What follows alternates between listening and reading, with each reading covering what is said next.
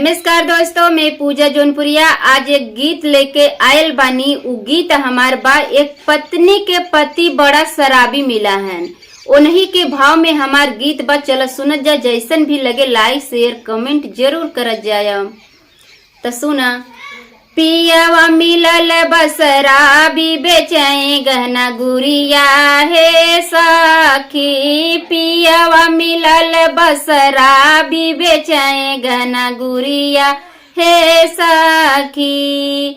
खुश होली घरवा में बड़की जेठानी, खुश होली घरवा में बड़की जेठानी। देखी देखी जिया जरी जानी कर बनिया रानी हे सखी। देखी देखी जिया जरी जानी कर बनिया रानी हे सखी।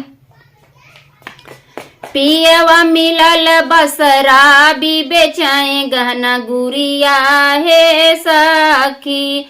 पियवा मिलल बसराबी बेचाए गहना गुरिया हे सखी। खुश होली घरवा में बड़की ननदिया, खुश होली घरवा में बड़की ननदिया। देखी देखी जिया जरी जानी कर बनिया रानी हे सखी। देखी देखी जिया जरी जानी कर बनिया रानी हे सखी। पियावा मिलल बसराबी बेचाए गहना गुरिया हे सखी। पियावा मिलल बसराबी बेचाए गहना गुरिया हे सखी। देखी देखी खुश होली हमारी सवतिनिया, देखी देखी खुश होली हमारी सवतिनिया। देखी देखी जिया जरी जानी कर बनिया रानी हे सखी।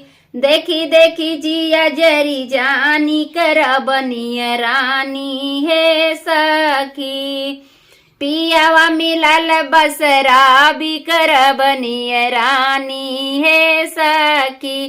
पियावा मिलल बसराबी कर बनिया रानी हे सखी। तो दोस्तों, हमारा गीत कैसा लगा आप सब कमेंट में जरूर बताना।